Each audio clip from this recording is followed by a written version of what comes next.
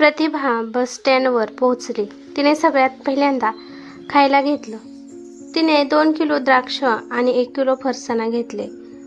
ती 30 वर्षानंतर आपल्या माहेरी चालली होती. तिला माहीत नव्हतं की माझ्या माहेरी माझ्या भावाचं लग्न झालं आहे का नाही, किंवा त्याला किती मुलं आहेत. तिच्या सासरपासून माहेरी जाण्यासाठी 80 किलोमीटर अंतर असतं आणि सासरपासून माहेरपर्यंत डायरेक्ट बस नव्हती. त्यामुळे मध्ये मध्ये बस बदलून तिला जावे लागणार होते. परंतु एवढ्या वर्षानंतर सुद्धा तिला सगळं आठवत होतं. माहेरचा रस्ता कोण विसरतं का? प्रतिभा तर रस्त्याला जे कोणते गाव पडतं त्या गावाचे नाव सुद्धा तिला लक्षात होते. बसमध्ये बसल्यावर प्रतिभाला वाटत होतं की जादूने ही बस डायरेक्ट माझ्या माहेरी पोहोचावी. प्रतिभाने आपली मोठी बॅग आपल्या सीट खाली सरकवली. पिशवीमध्ये 2 किलो द्राक्ष आणि फरसाणा पण होते. प्रतिभाच्या माहेरी फक्त तिचा एकुलता एक भाऊच होता. त्यामुळे एवढं सामान बाद झालं हा विचार तिने केला. तिने एक वेळेस आपल्या सामानाला पाहिलं. सगळं सामान व्यवस्थित होतं. तिने द्राक्ष आणि फरसाणा वरच्या बाजूला ठेवला, कारण का खाली ठेवल्यास खराब होतील. प्रतिभाला 2 मुले आहेत. दोन्ही पण मुलांची लग्ने झाली आहेत. एक मुलगा गावातच वडापावचा गाडा चालवत होता. लहान मुलगा गवंड्याच्या हाताखाली जाऊन काम करून आपलं घर परिवार सांभाळत आहे. प्रतिभा आपल्या मोठ्या मुलापाशी राहत होती. 3 महिन्यापूर्वीच तिच्या नवऱ्याचं निधन झालं होते. प्रतिभा ही आता विधवा आहे. दारूमुळे त्यांचं निधन झालं होतं. 6 महिने तिचा नवरा अंथरुणाशी खेळला होता आणि त्यातच त्यांचा मृत्यू झाला.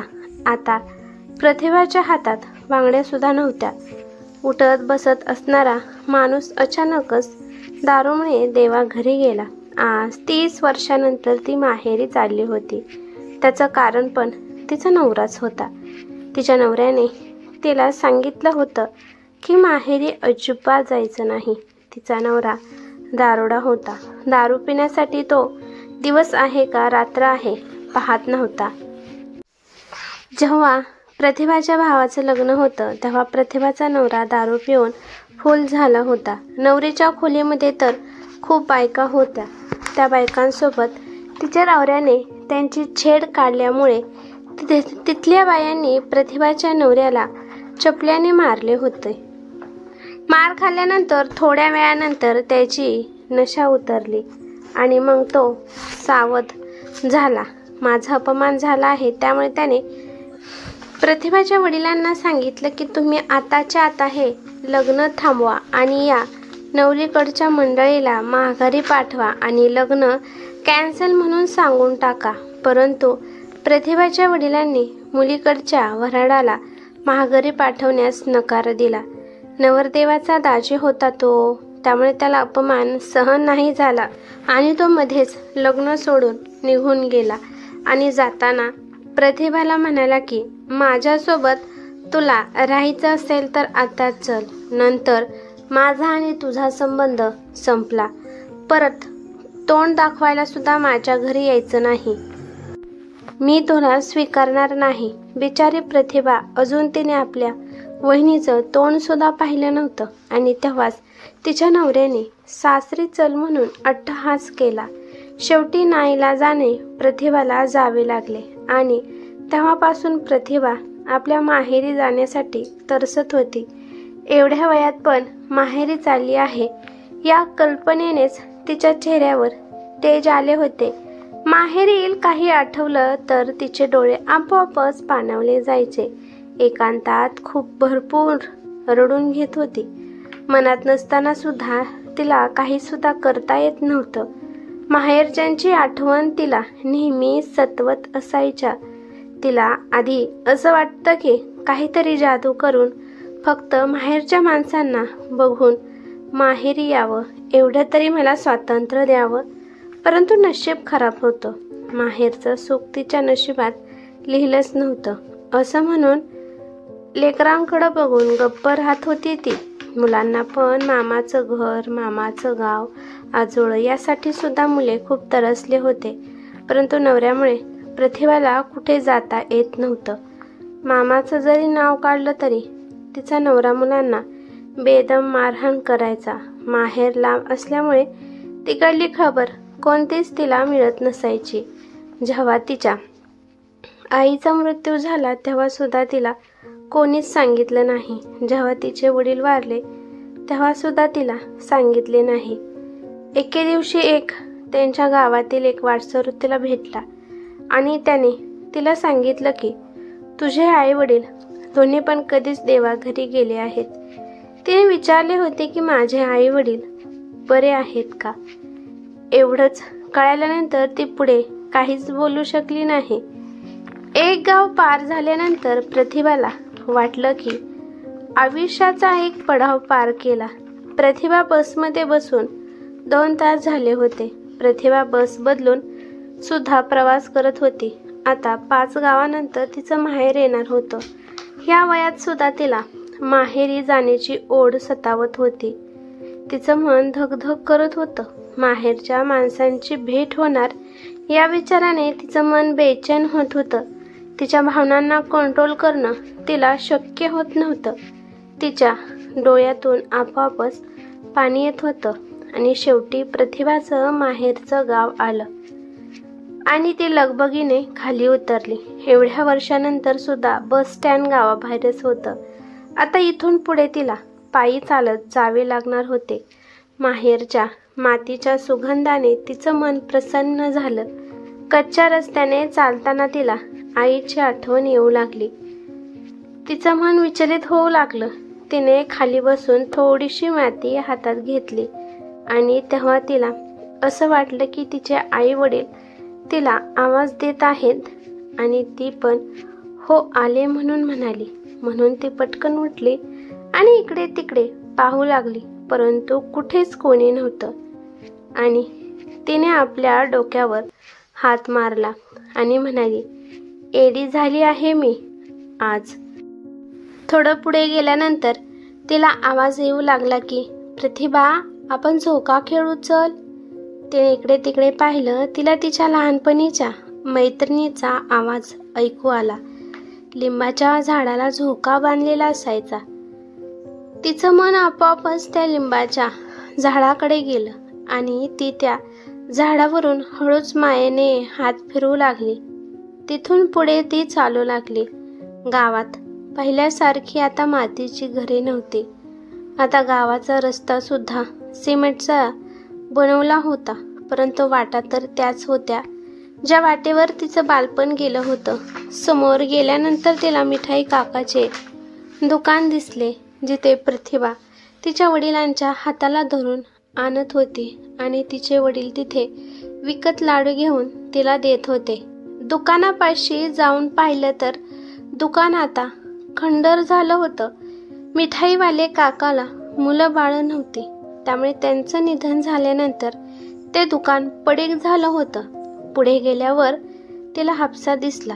त्या हापस्यावरून ती आईसोबत पाणी वाहत होती. हापशाकडे एडेसारखी चालली होती म्हणून 2 बायांनी तिला पाहिलं. त्या 2 बायांना वाटले की ही कोण वेडी आहे की काय, हापशाला वेड्यासारखं बघत आहे. हापसा आता तुटला फुटला होता आणि प्रतिभा माहेरच्या घरी चालली.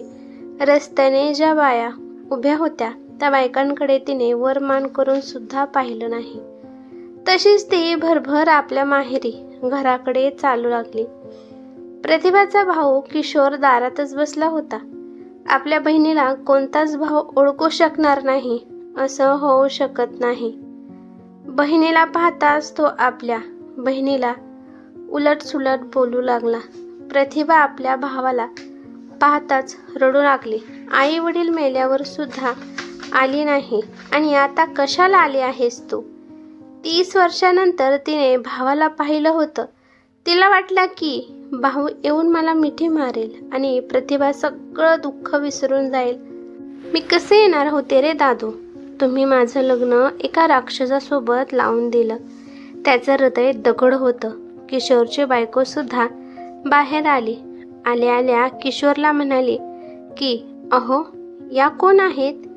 हीच आहे ती आपल्या लग्नात 30 वर्षापूर्वी आपल्या नवऱ्यासोबत गेली होती आणि 30 वर्षानंतर आली आहे हे बघण्यासाठी की आपण मेलो आहे का जिवंत आहे.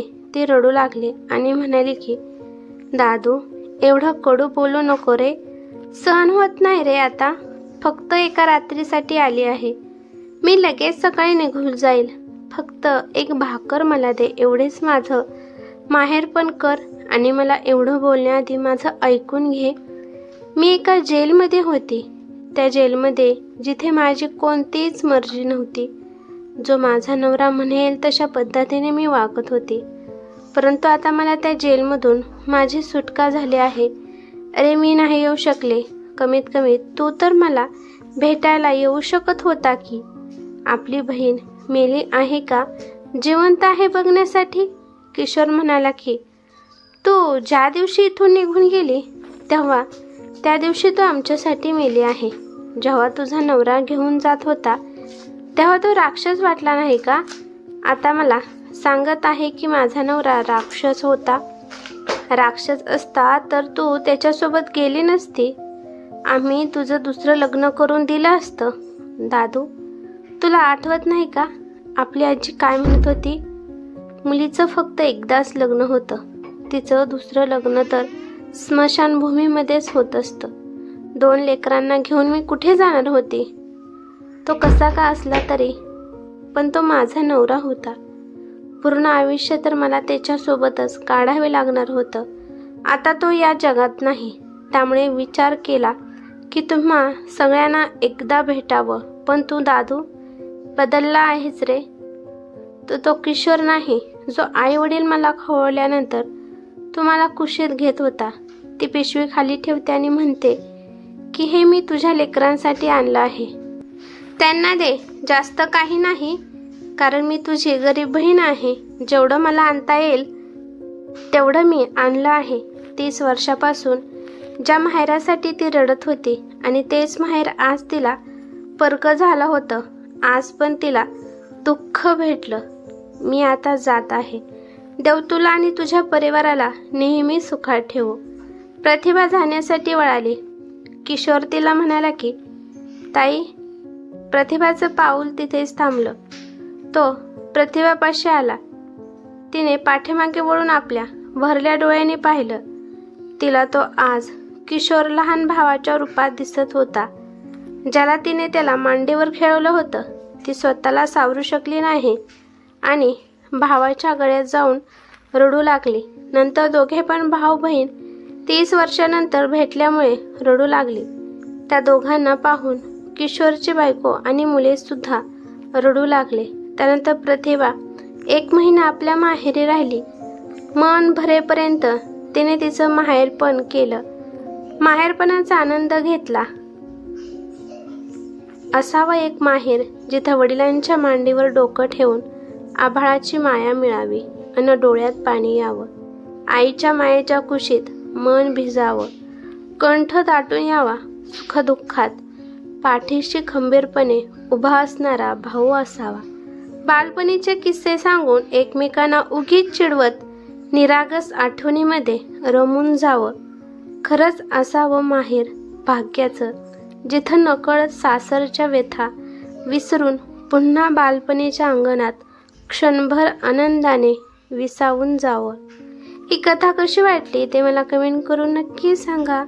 कथा आवडली तर लाईक शेअर नक्की करा आणि चॅनेलवरती नवीन असाल तर चॅनेलला सबस्क्राईब करा. धन्यवाद.